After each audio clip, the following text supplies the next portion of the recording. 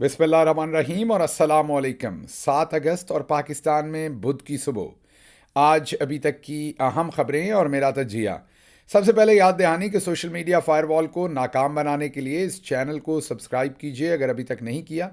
Vlog देखने के बाद इसे लाइक कीजिए, कमेंट कीजिए और इसके लिंक को व्हाट्सएप और दूसरे सोशल मीडिया पर शेयर कीजिए। अब आते हैं आज की खबरों की तरफ। पाकिस्तान की पार्लियामेंट ने सो कॉल्ड फॉर्म 47 की पार्लियामेंट ने कानून साजी झूठे और जाली तरीके से पास की है। और जो कानून साजी पास की है वो इलेक्शन एक्ट तरमीमी बिल है, जिसने अब ये कोशिश की है कि जो सुप्रीम कोर्ट ऑफ पाकिस्तान ने एक फ़ैसला किया था जिसके तहत पाकिस्तान तहरीक इंसाफ को मखसूस नशस्तें मिलनी थी। याद कीजिए उसमें 39 ऐसे MNAs थे जिनको already election commission of Pakistan notify कर चुका है, क्योंकि उन्होंने अपने नाम फॉर्म जो थे नामजदगी जो उन्होंने जमा करवाए थे जब वो इलेक्शन लड़ रहे थे, उनके अंदर किसी न किसी तरीके से तहरीक इंसाफ का जिक्र किया था, डिक्लेरेशन दी थी। लेकिन 41 ऐसे MNAs थे जिनसे उस टाइम डिक्लेरेशन या ली नहीं गई या उन्होंने दी नहीं, जिसके लिए सुप्रीम कोर्ट ऑफ पाकिस्तान ने उन्हें 15 दिन का वक्त दिया था कि वो अपने एफिडेविट जमा करवा दें और चूज़ कर लें कि उन्होंने किस पार्टी को ज्वाइन करना है। उन तमाम 41 ने सारे के सारे 41 जो थे उन्होंने पाकिस्तान तहरीक इंसाफ को चूज़ किया, एफिडेविट जमा करवा दिए गए और अब उन मखसूस नशस्तों को रोकने के लिए और उसकी बड़ी वजह आने वाले वक्त के अंदर 2/3 अक्सरियत से अमेंडमेंट्स करना है। तहरीक इंसाफ को जहां पहले इतनी सीटें मिली हुई हैं वहां अगर मखसूस नशस्तें भी मिल जाएं तो नशस्तों की अददी एतबार से, जबकि तमाम दूसरी पार्टीज़ दूसरी तरफ इकट्ठी हों और ये जानते बूझते कि तहरीक इंसाफ ने हुकूमत बनाने के लिए पीपल्स पार्टी के साथ तो इल्हाक करना नहीं, और मखसूस नशस्तें मिलने के बावजूद जो अभी मिलनी है फ़िलहाल, या तो अगर तो चोरी का मैंडेट वापस करें फिर तो तहरीक इंसाफ के पास 2/3 से भी ज़्यादा मेजॉरिटी हो जाती है पार्लियामेंट के अंदर। 180 से ज़्यादा सीटें तहरीक इंसाफ जीती हुई है और मखसूस नशस्तें डालेंगे तो ये जाके 250-250 सीटें तहरीक इंसाफ की अकेली की बन जाएंगी। तो फिर तो 2/3 मेजॉरिटी से भी ज़्यादा तहरीक इंसाफ के पास होगी। लेकिन ये जो फॉर्म 47 के रिजल्ट्स हैं, अगर इन्हीं को ले लिया जाए और अब उन्हें मखसूस नशस्तें मिल जाएं तो तहरीक इंसाफ गवर्नमेंट तो नहीं बना सकती बगैर पीपल्स पार्टी या किसी और जमात की सपोर्ट के, और तहरीक इंसाफ ऐलान कर चुकी है वो इनके साथ इल्हाक नहीं करेगी। तो इन हालात पे इन्हें पता है कि तहरीक इंसाफ ने हुकूमत तो लेनी नहीं है, ना ही वो हुकूमत के लिए मखसूस नशस्तें ले रही है। तो इसका एक ही नुकसान है कि अगर ये मखसूस नशस्तें तहरीक इंसाफ को मिलती हैं तो फिर इनकी 2/3 अक्सरियत नहीं होगी, जिसकी वजह से ये कानून साजी नहीं कर सकेंगे। और कानून साजी ये कौन सी करना चाहते हैं? काजी साहब को एक्सटेंशन देना चाहते हैं। इसीलिए हाल ही में आपने देखा कि 2 जजेस ने इख्तलाफी नोट भी लिखा और वो इख्तलाफी नोट मिलकर असल में बारूद मुहैया किया उन्होंने मीडिया को, जियो TV और दूसरों को, कि वो उसके ऊपर बिल्ड करें। हालांकि इख्तलाफी नोट का कोई फ़ायदा नुकसान नहीं था। अभी ये जो कानून साजी की गई है ये भी एक ऐसा ही चिलतर से आप कह सकते हैं, ये ऐसा ही एक कनिंग आप इसे मैं यही कह सकता हूँ कि एक फ्रॉड किस्म का एक गिमिक्स करने की कोशिश कर रहे हैं। हालांकि इस कानून साजी का रेट्रोस्पेक्टिवली कोई असर नहीं होना।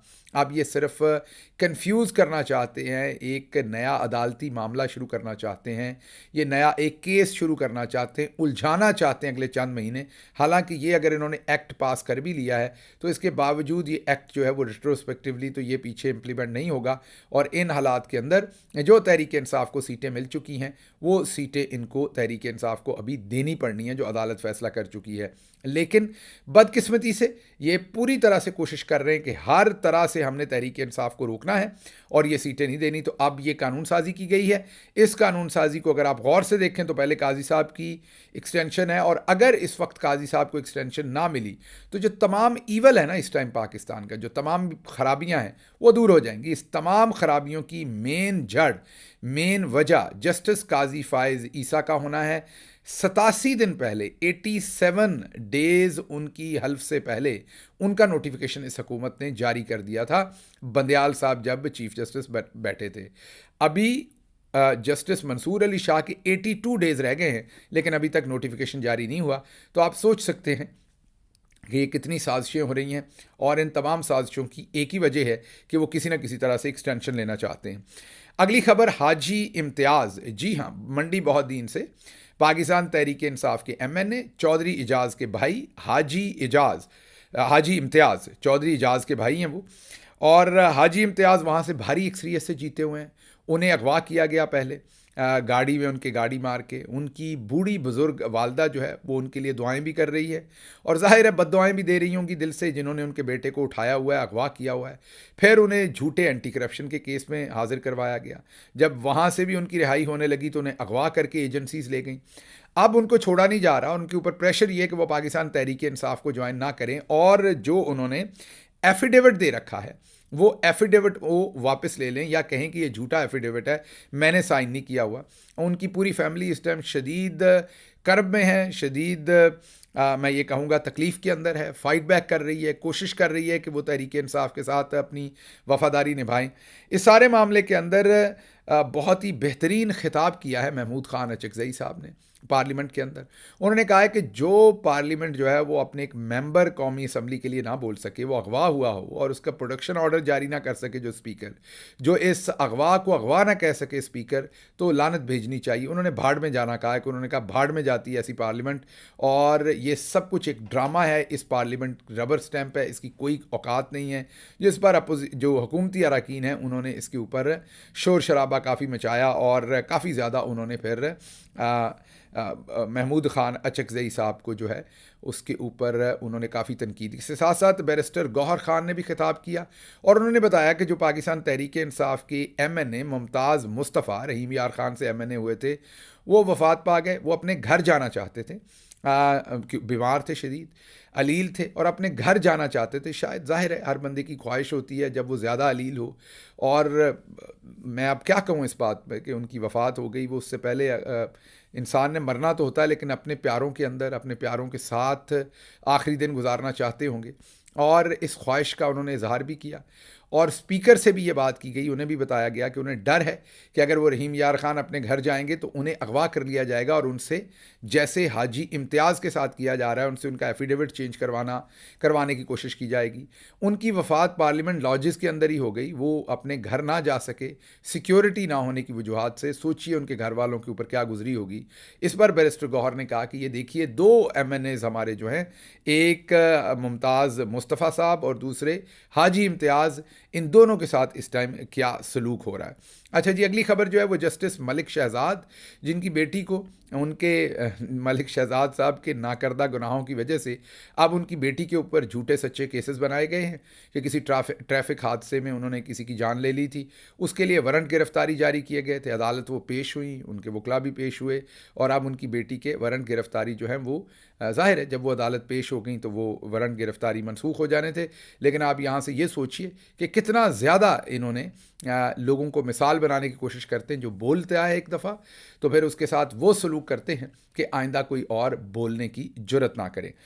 अच्छा जी, अगली खबर जो है, सवाबी के अंदर लाखों का हजूम लेकिन एक गमला नहीं टूटा, ये कहना है नसीम सदीकी साहब। उन्होंने एक ट्वीट किया और इस पर तबसरा किया, और ये कहा कि अब किसी के पास भी ये बात नहीं रह गई कि तहरीक इंसाफ के ऊपर ये इल्ज़ाम लगाएं कि तहरीक इंसाफ जो है वो उसको अगले जलसे की इजाज़त नहीं देनी, क्योंकि वहाँ पर अमन अमान का ख़तरा है।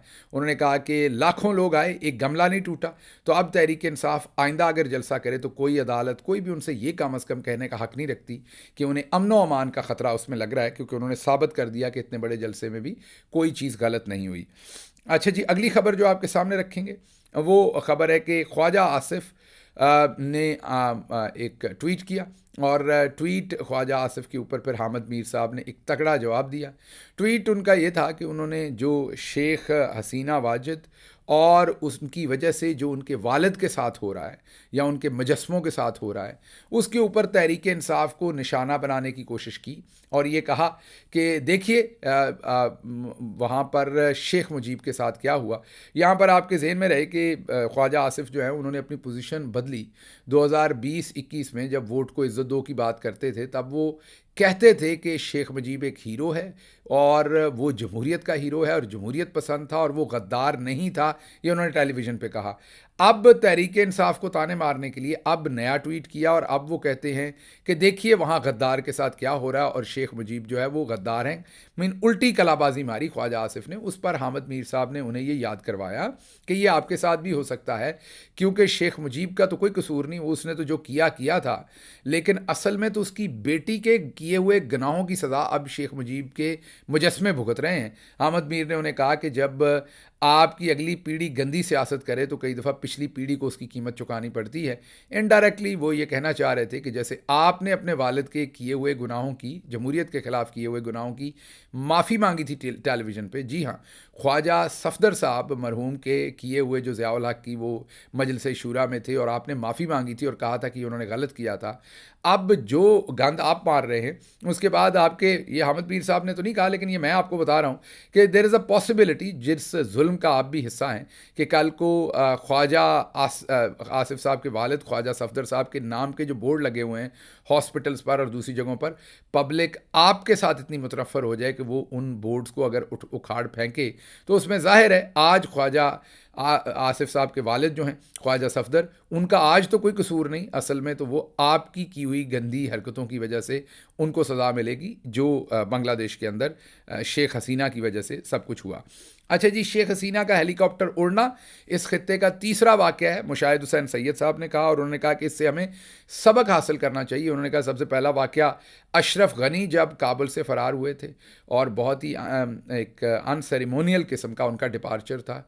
किसी को पता नहीं था कि इस तरीके से अशरफ गनी रातों रात उनकी हुकूमत गिर जाएगी। किसी ने नहीं सोचा था, जैसे हमारे वाले सोच रहे हैं ना कि यहाँ कोई ख़तरा नहीं, हम जम कर बैठे हुए हैं, वैसे वो भी सोचते थे। और उन्होंने कहा कि उसके बाद दूसरा हमने श्रीलंका के अंदर यही होता देखा, अब तीसरा हमने शेख हसीना को साथ होते देखा, हेलीकॉप्टर जब उड़ा तो ये तीसरा वाक़या है, तो चौथा भी हो सकता है खित्ते के अंदर, और उसके लिए इन्हें समझ आनी चाहिए कि मामलात ये किधर लेके गए हैं। ये जहन में रखिएगा कि बांग्लादेश से ज़्यादा हालात यहाँ पर जो हैं वो पके हुए हैं, ज़्यादा रेडी हैं ये सब कुछ होने के लिए। और जो अहमक कहते हैं कि बांग्लादेश वाले हालात यहाँ नहीं हो सकते, उनको अंदाज़ा नहीं, उनको तो 8 फरवरी को भी यही लगता था कि ऐसा नहीं हो सकता, वो हो गया था।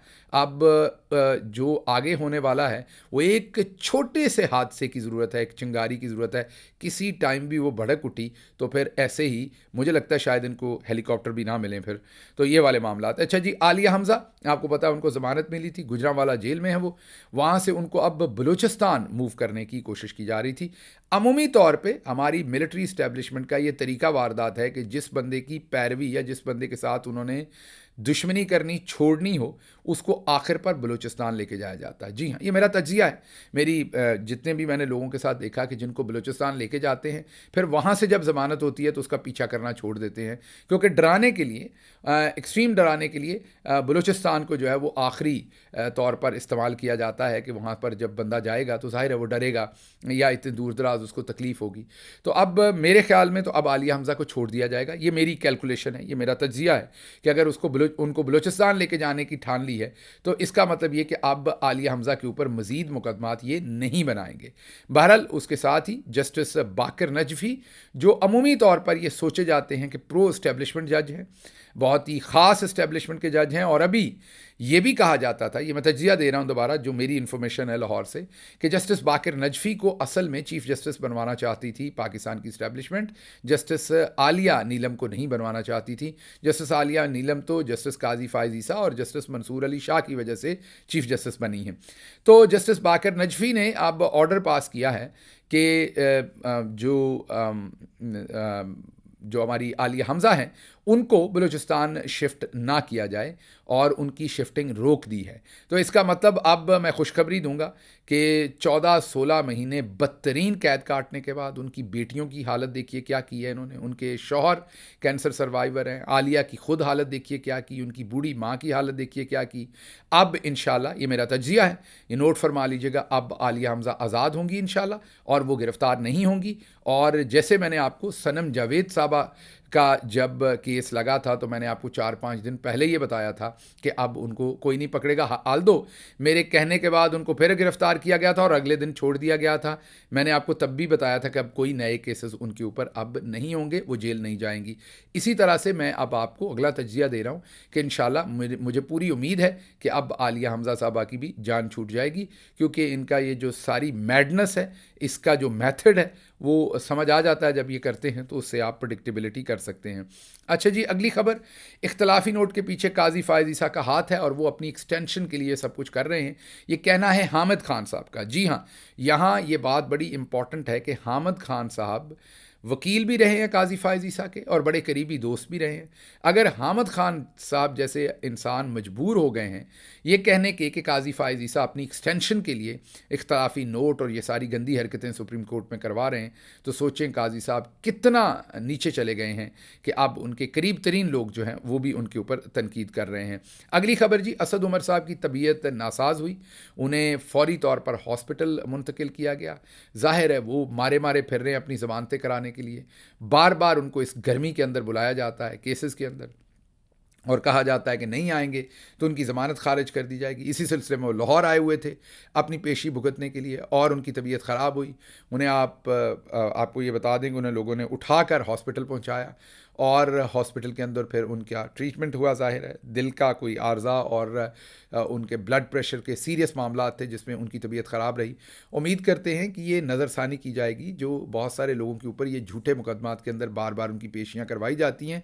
ये जस्टिस आलिया नीलम साहबा का काम है अब कि वो इसके ऊपर एक्शन लें और इस सारी बकवास को अब बंद करवाएं, क्योंकि ये बहुत हो गया, बहुत लंबा अरसा लोगों को इस तरीके से ख्वार कर लिया। अच्छा जी, बलूचिस्तान असम्बली का रुकन बनने के लिए 40 करोड़ रुपए मांगे गए थे, ये सनाउल्लाह बलोच बता रहे हैं। और जाहिर है बलूचिस्तान के अंदर तो मिलिट्री इस्टेब्लिशमेंट ही ज़्यादातर इलेक्शंस को मैनेज करती है, वहाँ इलेक्शन कमीशन या और पॉलिटिकल पार्टीज़ का तो काम नहीं होता। तो इससे ये बात वाज़ेह हुई कि वहाँ पर ज़ाहिर है मिलिट्री इस्टेब्लिशमेंट के ही कोई नुमाइंदे होंगे जो ये 40 करोड़ रुपए मांग रहे थे बलूचिस्तान असम्बली का रुकन बनने के लिए, ये सनाउल्लाह बलोच साहब कहते हैं। और फिर ज़ाहिर है ये तमाम मेंबर्स जो बनते हैं फिर आगे बहुत सारे उनमें से भी वोट बेचते हैं अपने सेनेट पर और दूसरी जगहों पर।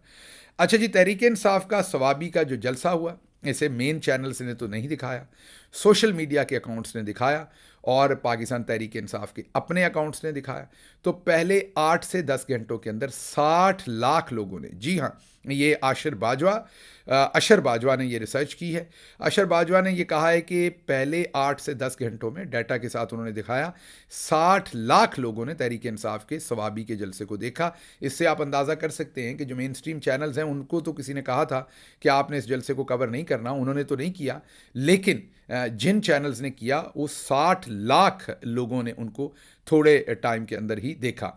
अच्छा जी, अगली खबर ये है कि पेरिस ओलंपिक्स के अंदर अरशद नदीम ने फाइनल के लिए क्वालिफाई कर लिया है। आपको पता मायानाज प्लेयर हैं पाकिस्तान के अरशद नदीम, पहले भी पाकिस्तान के लिए मेडल्स जीत चुके हैं, बहुत ही मुतवस्सत घराने से हैं लेकिन बहुत पुरजोश है, बहुत कमिटेड है। हमारी सारी दुआएं, नेक तमन्नाएं हैं अगर पाकिस्तान ओलंपिक्स में से कोई मेडल जीता तो वो शायद अरशद नदीम ही जीतेंगे और हमें पूरी तवक्को है कि वो बेहतरीन परफॉर्म करेंगे और अल्लाह करे वो करें। और पाकिस्तान के लिए, पाकिस्तान 25 करोड़ लोगों का मुल्क है, इंतहाई शर्मिंदगी की बात है कि हम सिर्फ 7 प्लेयर्स वहाँ भेज सके। उनमें से तैराकी में तो हम आखिरी नंबर पर आए और भी 1-2 स्पोर्ट्स के अंदर हम आखिरी नंबर पर आए, लेकिन अरशद नदीम जो है वो कौम का वकार बढ़ा रहे हैं और हमारे लिए ये बहुत ही एक खुशी की बात है। अगली खबर है जी, रऊफ़ हसन साहब दहशतगर्दी के मुकदमे में उन्हें ज़मानत मिल गई। पीका एक्ट पर जो मुकदमा था उसकी पहले ही उन्हें ज़मानत मिल गई थी। रऊफ़ हसन साहब को रिहा कर दिया गया है अडयाला जेल से और वो रिहा होकर अपने घर पहुंच चुके हैं। ये एक अच्छी खबर है, आपके साथ शेयर करनी थी। और चलते चलते मैंने आपको ये बताना है कि इंशाल्लाह हम 9 तारीख को एक जलसा कर रहे हैं, एक एहतजाज कर रहे हैं नॉर्वे के शहर ओस्लो में, और वहाँ पार्लियामेंट के सामने हम ये एहतजाज करेंगे। अगर आप ओस्लो या उसके इर्द गिर्द हैं तो ज़रूर तशरीफ़ लाइए इस एहतजाज के अंदर। इसकी पूरी डिटेल जो है वो मैं आपके सामने रख रहा हूँ। ये शहर ओस्लो है, नॉर्वे मुल्क है, और शाम 6 बजे है और 9 अगस्त का ये दिन है। तो अगर आप तशरीफ़ ला सकें तो लाइए। इसके साथ ही मुझे इजाज़त दीजिए। अल्लाह आपका हामी और नासिर हो। पाकिस्तान जिंदाबाद।